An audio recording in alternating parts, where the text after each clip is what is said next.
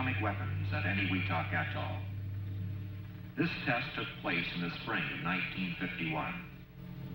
It was carried out by the 8,500 members of Joint Task Force 3, men drawn from the Atomic Energy Commission, its contractors, military, industrial, and educational laboratories, and from the Army, Navy, and Air Force. Quesada, United States Air Force. Dr. Alvin C. Graves, Los Alamos Scientific Laboratory, Deputy Commander, Joint Task Force 3, and Scientific Director of the program.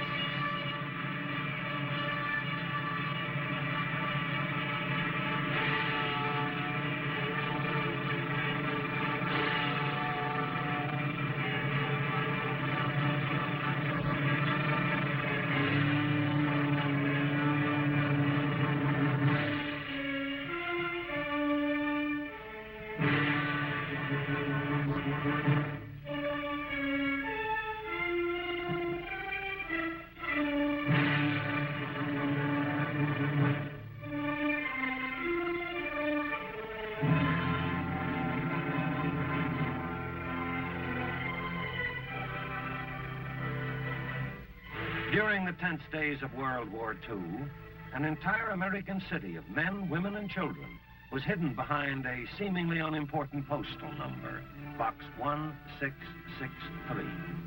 Today, such secrecy is no longer possible. Today, the city boldly and proudly parades the normal pattern of American living. This now appears to be an average city of schools and playgrounds, of houses and apartments, a place to live where men and women can feel at home. But for all of these things, the city is not an ordinary city.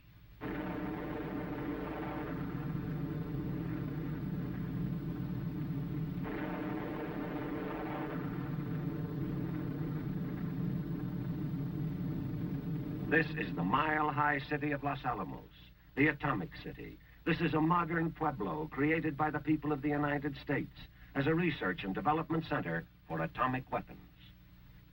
This is still a city where citizens take for granted security fences, guards, passes, caution. The proof testing of weapons, a routine practice by now, is the job of a busy section of the Los Alamos laboratory called J Division. With such a specialized division carrying on tests, the other parts of the laboratory, operated for the Atomic Energy Commission by the University of California, can continue undisturbed in vital research and development work. One of the proving grounds is an outdoor laboratory, Eniwetok Atoll in the Central Pacific. This trust territory of the United States has been used before as a testing ground for Operation Sandstone in 1948. But 3 years have passed since Sandstone, 3 years to bring new and improved atomic weapons to this secluded equatorial land, this land of spaced islands arranged like individual beads of a necklace. And the new test operation will be called by its code, Greenhouse. But Greenhouse means more than just a proving ground, more than a group of scientists from Los Alamos. Operation Greenhouse is big, big in logistics, big in the scope of its aims and purposes. To meet this problem, a self-contained unit, a task force, is organized. This is a 4-part organization: Atomic Energy Commission, Army, Navy, and Air Force, working together under a unified command. As for the larger scope of Greenhouse, it is a real challenge to include in a test all of the valuable experimentation that can come out of the detonation of atomic weapons. The armed services, for instance, have a continuing need for information on the offensive and defensive effects of atomic blasts. In these days of international tension, they need to know the physical results of atomic warfare. Even though Los Alamos is the parent laboratory, so to speak, scientists and technicians from other government agencies, from American industry, colleges, universities, and other organizations throughout the country, men working in related fields, are asked to participate to help in instrumenting the operation. Since Eniwetok is a distant and primitive area, men have to leave their stateside laboratories and homes for a period running into months. Since 1943, when Los Alamos was established, men from this mesa have left the continental limits of the United States twice before to test the weapons they have created. Now the proving ground comes alive, like a university campus when students return from the summer holidays. Parry Island is home for Task Force headquarters and for the scientific group. Eniwetok Island is home base for the Army and Air Force. The Navy stays aboard its ships anchored in the lagoon. These are the dormitories of Eniwetok University. Spread out and separated from the dorms by a safe distance are the laboratories, the individual test islands, seemingly like so many science buildings on college grounds. The long-awaited forward area work begins. Even in a world of tension, atomic energy is more than thunderous test detonations and calculated planned devastation. We still have much to learn of our nuclear fuels, uranium and plutonium. This is the precious stuff so valuable, it makes sought-after gold seem like common scouring powder. Whatever can be done to conserve it is to our national advantage. To proof-test weapons scientifically and accurately, it is necessary to know the behavior inside the weapon, and also to know the outside behavior of the forces let loose, the effects of the weapon, the facts and figures on blast, heat, light, radiation. Weapon designers go to great lengths to get this kind of information. For example, to measure blast, instruments are suspended from these plastic balloons. This gives a pressure reading in free air. High-speed cameras capable of taking several million separate pictures per second are placed close to 0 point. They will record the story of nuclear forces from a vantage point where man himself dares not stand. Radiation will be measured by devices on whose photographic emulsion will be indelibly imprinted the record of swift-moving, invisible nuclear particles. Men of Greenhouse tackle their Eniwetok problems with the same kind of scientific approach they use in their own home laboratories. Attention to detail, elimination of variables, a check and double check of key apparatus. This is actual on-the-spot experimentation. There is no running back home for a forgotten test tube. And then the time comes for which all know. And the men of Greenhouse move back. Like a crowd at a beach aware of the incoming tide, they pick up their belongings and retreat to safety. A test shot is ready.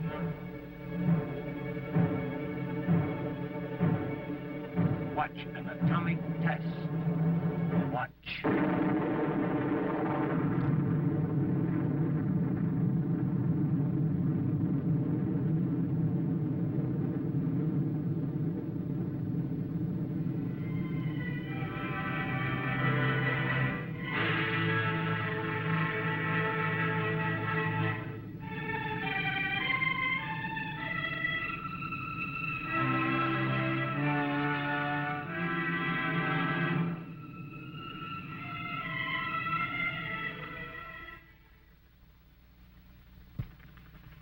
From the wealth of diversified crafts and skills that go into the making of a great industrial country are drawn those men with the specialized skills necessary to understand and measure atomic detonations. But to maintain these men, to carry on a weapons test on this specific outpost, support is necessary. Not alone technical support, but the kind of support concerned with just plain everyday living. There's a detail like food, for instance. It takes more than a picnic lunch to keep 8,500 hard-working men happy. And it's no trick at all to get hot and dirty and dusty. If you don't believe it, try a coral atoll sometime. Water is the answer, but water is a crucial commodity. It has to be pumped from the coral beds, then distilled to remove the brackish salt. And then there's the problem of getting to and from work. Most of the time, walking is out of the question, unless you have a natural tendency to be amphibious. Small boats ply between the various islands of this giant lab in the middle of an ocean, and light planes are in constant demand for shuttle service between the islands. Although the armed forces perform the unheralded but necessary job of supporting Operation Greenhouse, it is not their principal role. Like the Atomic Energy Commission, the Army, Navy, and Air Force are here to learn. This is a chance for them to study a weapon still new to warfare. The more the services know about the effects of atomic weapons, the better able they will be to use them, if necessary. To get the answers they need, samples of the type of tools a military man uses are arranged at various distances from 0 point.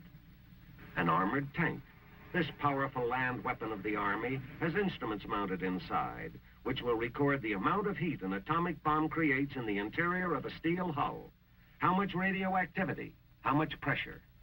A bomb-proof roof, capable of withstanding an atomic blast directly under the detonation point. Just how thick should it be? How much concrete? How much reinforcement? By studying this building, representative of structures in industrial areas, the Air Force will gather data on the effect of atomic bombs on potential industrial targets. What will happen to this airplane wing when blast and heat hit it? What will be the effect on this fuselage? To be more realistic, these aircraft will actually fly into the blast area and record the results.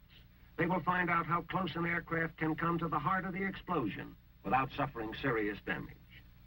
All of these things to learn more about the tools of atomic warfare. At Joint Task Force 3 headquarters on Parry Island, the commander and his staff make their final decisions for another 0 hour. Weather information from the scattered outlying meteorological stations, from the reconnaissance squadrons, comes funneling into headquarters. Precipitation, winds aloft, cloud cover. The weather situation is good. The decision is made. Now, in dramatic pre-dawn darkness, the drone aircraft are ready to take off on their missions.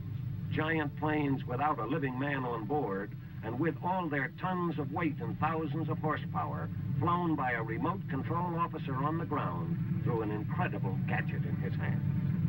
On signal, the first safety crew abandons its drone. Comes now the fantastic achievement of a 4-motor bomber, taken safely off into the air by those distant magic fingers, which then, with even mightier magic, switch the manless controls of the drone aircraft to a mother plane aloft. Each mother hovering impatiently to take its crewless baby on through the darkness, guiding it into the unknown.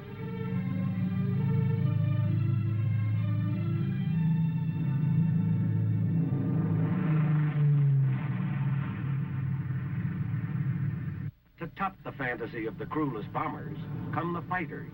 For the first time in airplane history, drone jets, pilotless, crewless, at super speed flown up into the night sky, controlled only by a driver and overdriver in other jet aircraft who electronically guide the destinies of their jet drones.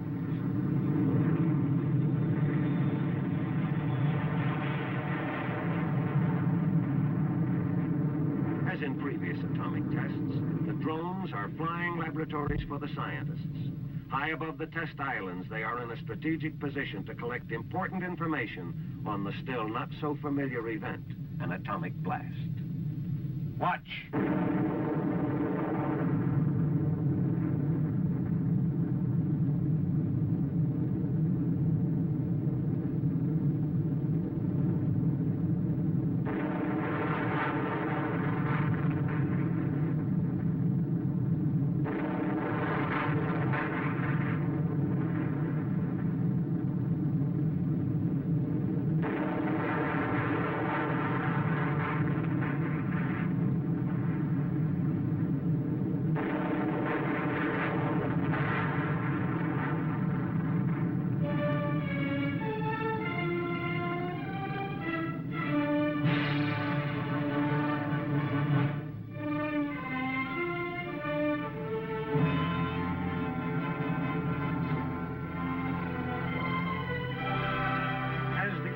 Services bring themselves up to date with the results of the latest atomic weapons, the men of science are thinking beyond current weapons.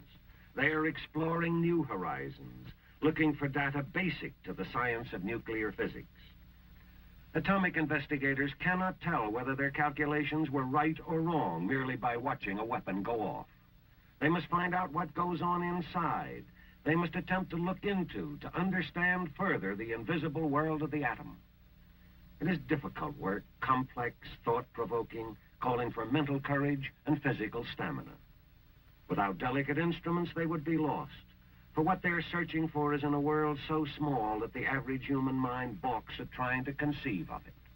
We speak so glibly of time, yet do we have any idea of a millionth of a second? Instruments such as these oscilloscopes have the ability to measure events that occur during the sub-fractional span of a heartbeat, of the 1/1,000,000th part of a second. But atomic energy is not being channelized to weaponeering alone. To learn more about the effects on human life, medical experiments are being run.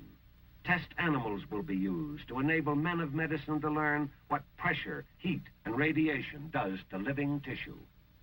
A nation gearing up to an effective civilian defense program must have all the answers. Facts about radiological medicine, detection devices, protective materials. As an illustration, these mice will be exposed to varying doses of atomic radiation, and medical men will study the results. Information gained from buildings will help determine the vulnerability of United States buildings to atomic attack, so that adequate civil defense planning may be carried on. Materials are to be exposed which are considered as potential fire hazards in atomic warfare. Such information will influence defensive thinking. It will aid in the selection of materials, design of equipment and structures, disaster planning. And so, while tests which can affect the security of a nation wait, while naval vessels make their ceaseless security patrols, while radar scans the skies, while military police guard the beaches, in the master control station, a door is closed, padlocked, the single key put in the pocket of one man, head of the firing party. No one will enter here until the party returns from its final round of checking circuits, closing switches, making ready for the release of nuclear forces.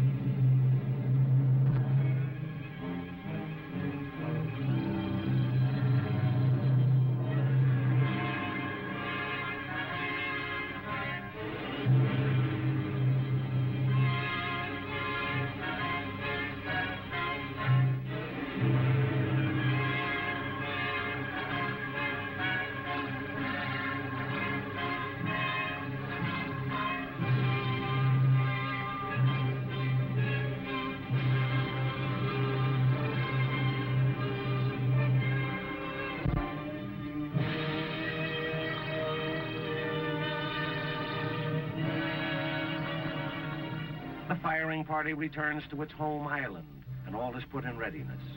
Before the break of day, another momentous blast will light the pre-dawn sky over any Weetalk, set into being by a mechanical gadget called a sequence timer. 1 minute.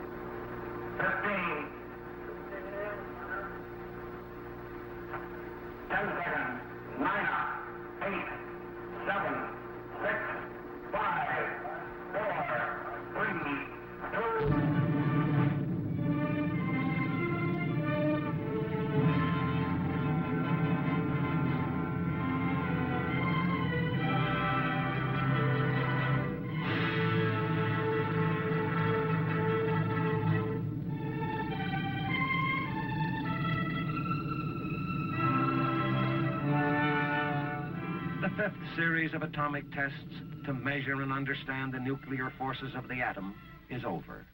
And Weetalk proving ground shrinks again to garrison size. But preparations must be made for another series of experiments. The need for continuing tests of atomic weapons is self-evident. We need now, as never before, to expand our knowledge in the field of atomic weaponeering. If any one group of people recognizes the urgency of time, it is the people living and working on this isolated mesa in New Mexico. The men of Los Alamos return to their mile-high, security-guarded laboratories to continue with the development of nuclear weapons and important research in many other aspects of the atomic energy program. The people of this mesa well know the important responsibility placed on them. For what answers are found within a seemingly insignificant building, what happens behind the wire fences, what a man carries home with him, and for security's sake will not speak of. These things are vital to Americans everywhere.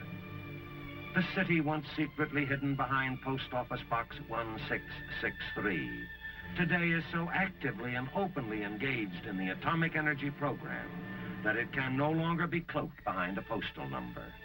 For this is the city designed and dedicated to the study of nuclear forces in the atomic age, a study which concretely means to the American people that new, improved atomic weapons have been developed and proof-tested. The nation's stockpile position has been bettered. We have added another stone to our small pile of knowledge about the complex nucleus of the atom. We have gained important offensive and defensive knowledge on the effects of atomic blasts on military equipment. We have also learned necessary, realistic lessons for our own protection. We have studied defense for the individual, defense for the nation. As a result of atomic tests, such as Operation Greenhouse, we are gathering the know-how, the strength to defend that which we prize so highly, the land that is our heritage, this land that is our home.